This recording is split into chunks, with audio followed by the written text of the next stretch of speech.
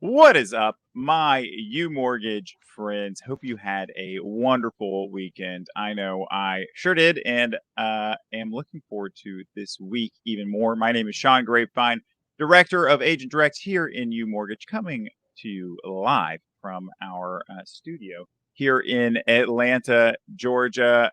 Welcome to the Monday Market Update. Looking forward to updating you about the market. I am joined here, as with every week, by a man who needs no introduction, but who gets one ad nauseum, nonetheless. He's the Mac of the rate stack. This morning, he had dips for breakfast. He does best efforts with no effort. The man who's more liquid than the Chinese real estate market. Not that's super hard right now. He's the king of collateralized debt. He's the colossus of credit. On his golfing outings with Jerome Powell, he decides whether a money printer go or not.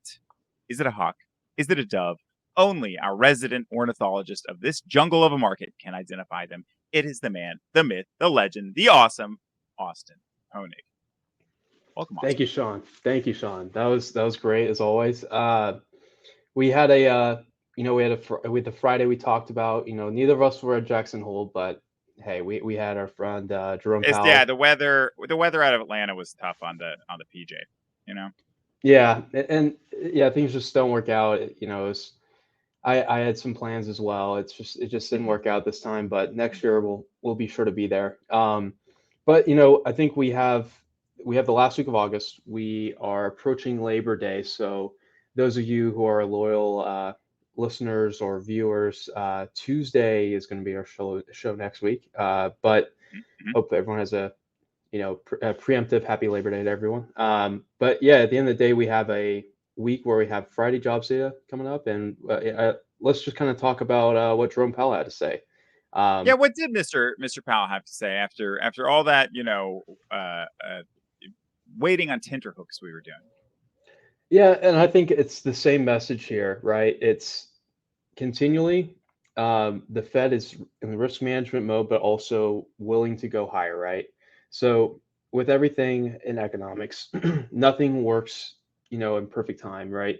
The unique thing about monetary policy for all of you guys who weren't econ majors like myself, or maybe uh, don't remember the annoying econ class you had to take in your college or high school class It just curriculum, didn't right? seem real at the time. I was like, "There's no way that Yeah, anybody's actually doing and this." Apparently, they are. and, and so monetary policy, what's beautiful about it, right, is you can basically do it right away, right? You don't need legislators to sign off on it. Yada yada yada, all these different things that go on in Congress. We all know how that goes. We can barely get our budget passed or the debt ceiling raised, right?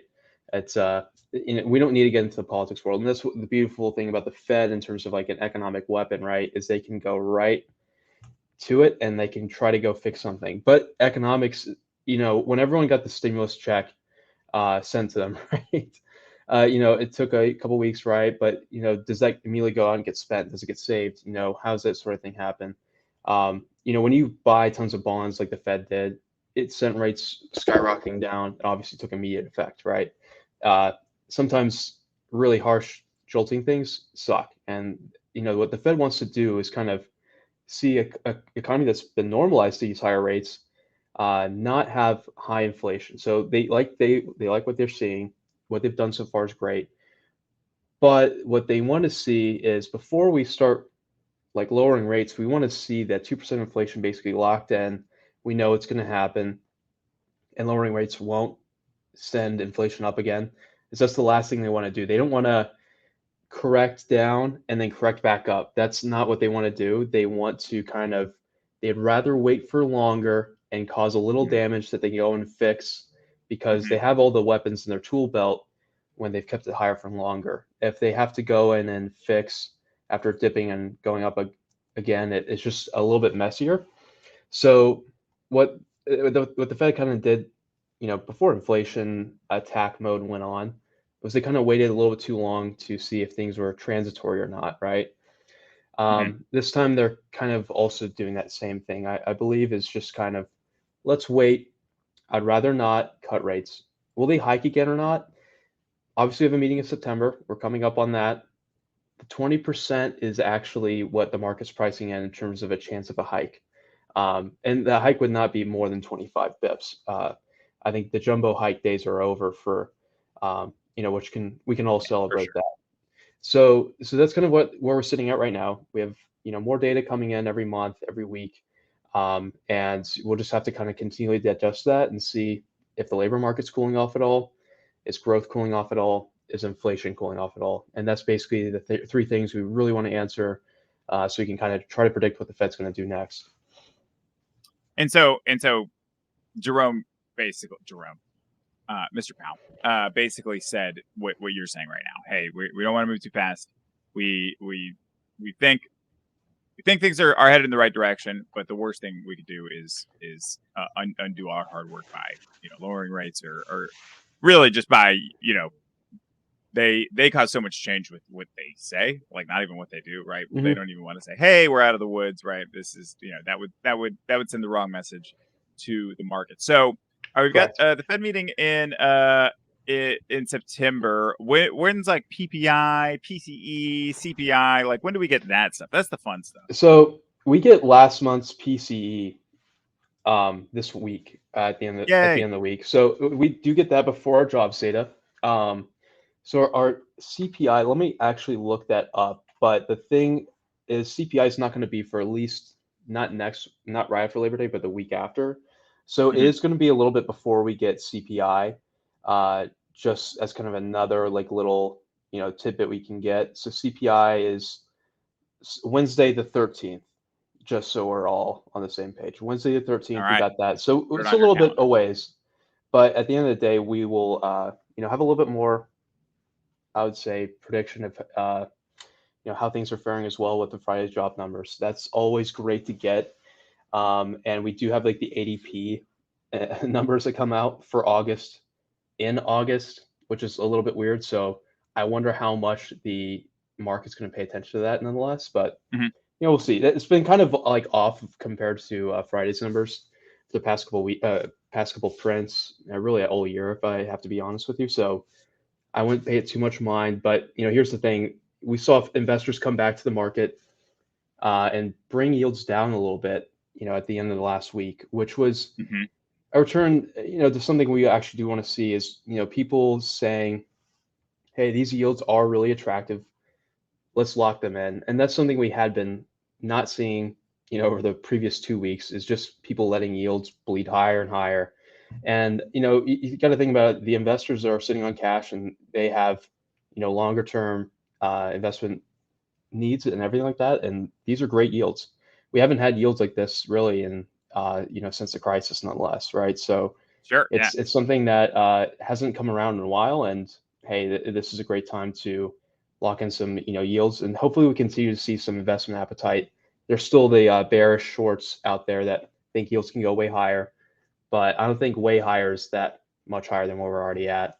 I think a lot of people think we're close to the peak, if not maybe I've seen it. I think it's close, and how long do we stay at actual peak? TBD, right? So we'll Sure. continue Yeah. to play by ear.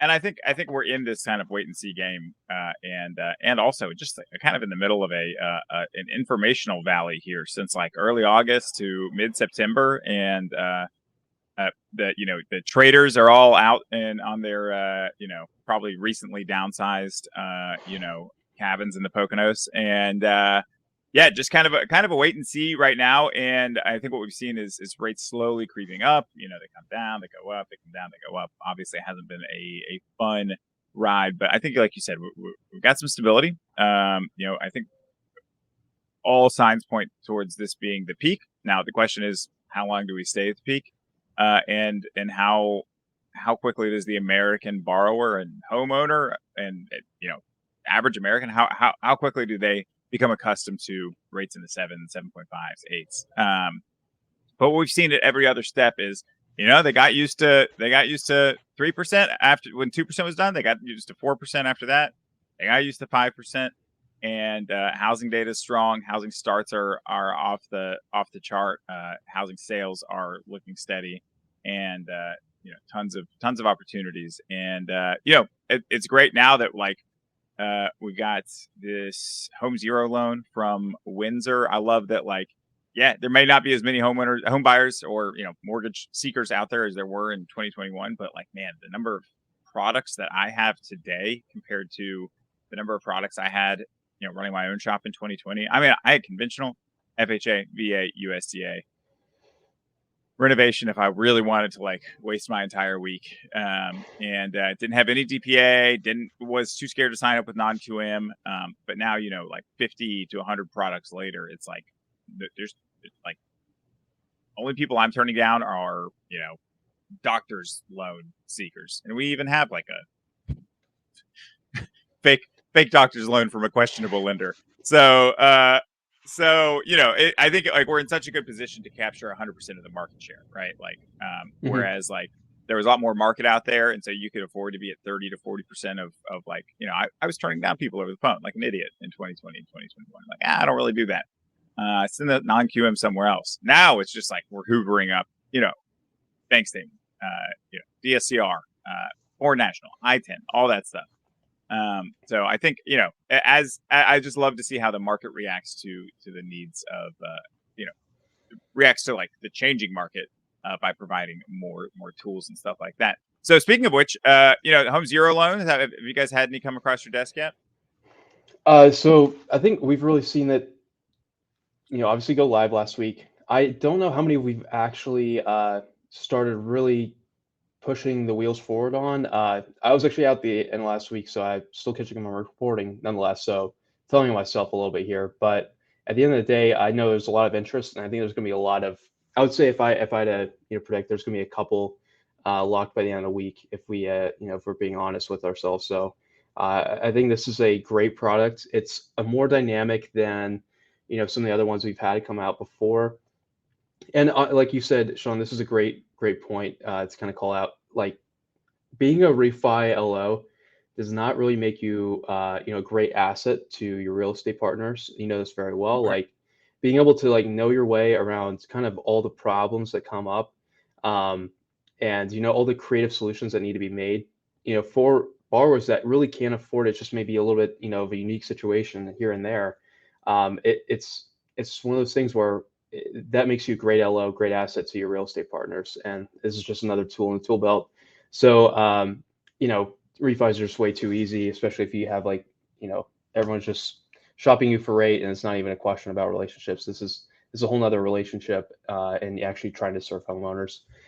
You're putting in the reps as an LO right now, and those who are doing those reps are becoming really good LOs. So it's awesome to see. And yeah, I would say just continued product innovation. It's going to continue to come. As and the way it works is really straight from the LOs themselves, right? Like you guys see the borrowers, you guys are talking the ground floor. What do borrowers need? And it kind of floats all the way up to, the investor level. Is hey, this is where we're seeing a lot of demand. Like we have this situation pop up a lot. Sure, there might be some portfolio investors that like this, but we want to make this a more systematic product. Like, how do we do this? And create the credit story, all that good stuff. And it eventually flows back down of like, hey, we have this product that we can offer. That's how this, product with Windsor definitely came about. And there's going to be more to come nonetheless. Awesome. Well, I'm looking forward to it. Look forward to ways our, partners are innovating, and how you guys over in capital markets engage with them. You haven't left us wanting yet. Hey, give us a, for the people who have stuck around for the whole 14 minutes here, give us a, sneak peek at a possible release date of our next Arrive integrated lender. I'm going to say probably mid. I'm going to try to under promise over deliver here. But let's say Mid 2024. I want to There say you go. by the time we meet on the 18th, we'll have it live or have the date ready to go. Here's the thing: we have some operations stuff to get teed up, but we have one more approved that we have been working on for a while now, and we're ready to roll them out, get them going. So it's just a matter of figure out exactly how we want to do our process with them.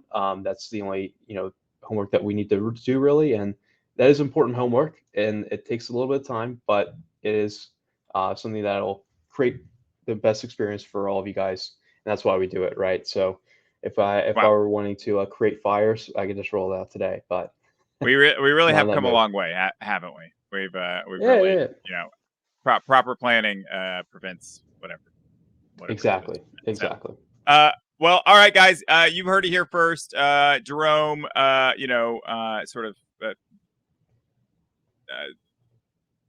what's the word I'm looking for? He's sort of contained as usual on Friday. We've got PCE coming out on Thursday, jobs numbers Friday, ahead of some CPI and a Fed meeting in September. The market is pensive, and I think you should expect to see quite a bit of volatility around this 4.2% mark on with the 10-year, probably in the upwards direction is my guess there. If I had to guess, but that being said, we've got all the arrows in the quiver and an amazing team behind you. So let's all go out there and let's get some loans. Thanks for being on, Austin. All right, thanks, John. Let's do it. See you guys.